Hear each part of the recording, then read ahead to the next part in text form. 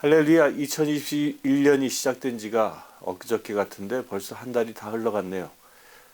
이 한 달도 마감하면서 또 한 주간도 잘 정리하면서 하나님의 은혜 가운데 회복되어지는 거룩한 토요일 되길 바랍니다. 오늘 함께 읽을 말씀은 마가복음 4장 38절과 39절의 말씀입니다. 예수께서 고물에서 베개를 베고 주무시더니 제자들이 깨우며 이르되 선생님이여 우리가 죽게 된 것을 돌보지 아니하시나이까 하니 예수께서 깨어 바람을 꾸짖으시며 바다더러 이르시되 잠잠하라 고요하라 하시니 바람이 그치고 아주 잔잔하여지더라. 아멘. 아프리카 케냐의 마소교 교회 고원생 엘리자벳은 2010년생 여자아이입니다. 엘리자벳은 초등학생입니다. 장래에 의사가 되는 것이 꿈입니다. 이 아이는 매달 학비와 점심 식사 비용으로 30불이 필요합니다. 이 아이의 후원자를 찾고 있습니다. 사람을 크게 나누라고 하면 저는 세 가지 부류로 나누고 싶습니다. 그 첫 번째는 아주 환경지향적인 사람입니다.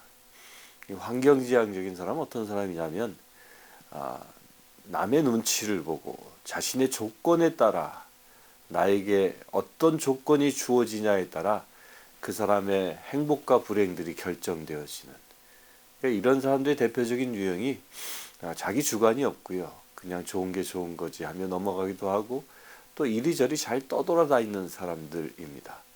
또 이런 사람들은 누군가 남의 말을 듣게 되면 그 말로 인해서 쉽게 상처받게 됩니다. 왜? 자기 주변을 의식하기 때문입니다.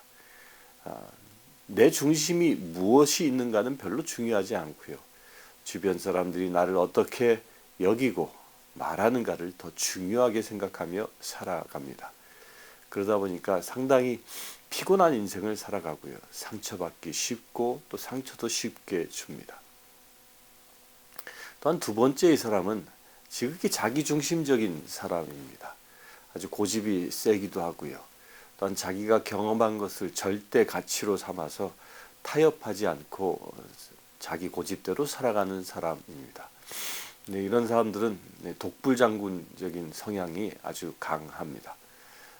그래서 이런 사람들은 특히 자기가 행동하는 그 언행을 통해서 누군가에게 상처를 주어도 그것을 의식하지 않습니다. 그런데 반면에 세 번째로는 아주 신앙적인 사람이 있습니다. 믿음대로 사는 사람입니다. 믿음대로 산다라는 것은 자기 기준이 없는 것입니다. 오직 하나님의 말씀이 기준되어져 사는 사람을 보고 믿음대로 사는 자다라고 말하는 것입니다. 오늘 읽은 본문의 말씀은 예수님과 제자들이 배를 타고 갈릴리 호수를 건너가다가 겪은 상황입니다. 그 호수 한가운데 이르렀을 때에 거센 풍랑이 일어나서 그 배가 뒤집힐 지경이 되었습니다. 근데 거기에 탄 제자들의 상당수는 전직이 어부들이었습니다. 따라서 그들은 자기의 그 고집과 자기의 지식이, 배에 대한 지식이 아주 풍부했던 사람들이었습니다. 그런데 그 지식 때문에 그들은 자기들이 할 수 있는 바를 다 하려고 애를 썼습니다. 하다 하다가 결국은 포기하게 되는 것입니다. 또 거기에 탄 사람들은 세리도 있었고요. 마테오 같은 사람. 이런 사람들은 배에 대한 지식이 없었기 때문에 얼마나 불안했겠습니까? 정말 불안과 초조 속에서 시간을 보내고 있었을 것입니다. 그런데 그 배 가운데 단 한 사람만은 배꼽물에 베개를 놓고 곤히 주무시고 있었습니다. 근데 파도가 칠 때 배의 상황을 한번 상상해 보면요.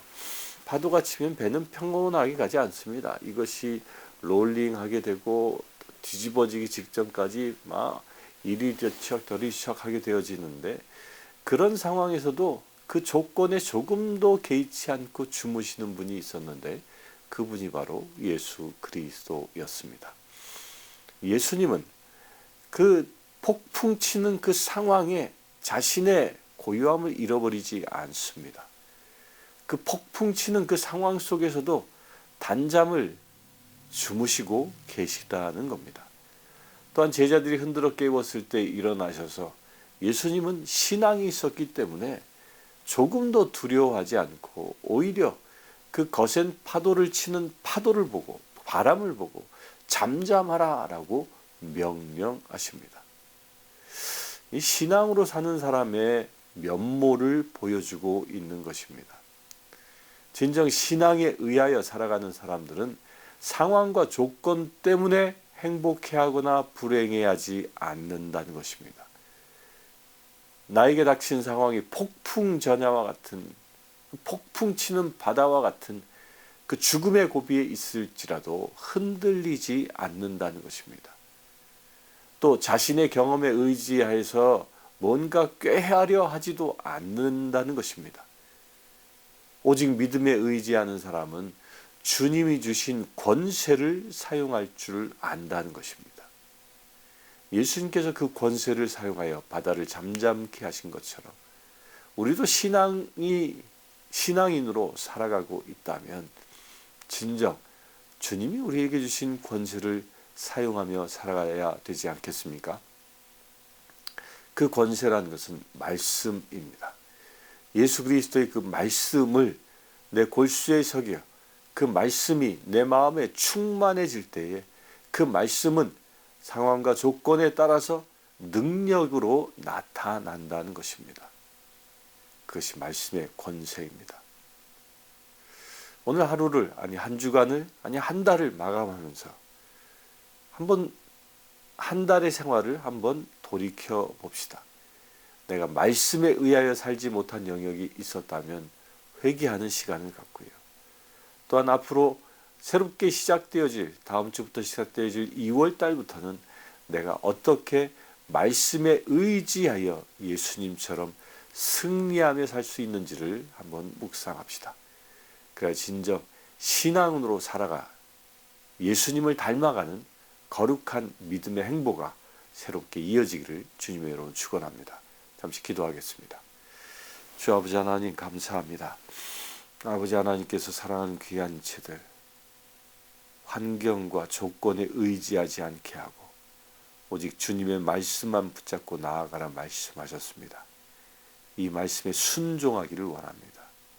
우리를 해치려고 하는 거센 파고가 몰려온다 할지라도 담대히 일어서 예수님처럼 잠잠하라 명령하기를 원합니다. 우리의 기도 가운데 주님 역사하여 주시옵소서. 우리 주 예수 그리스도의 이름으로 기도드리옵나이다. 아멘. 지금 우리 주 예수 그리스도의 은혜와 하나님의 크신 사랑과 성령님의 감화감동 교통 치유하심이 이 시간 예배하는 주의 사랑하는 모든 지체들 위해 함께 하실지어다. 아멘.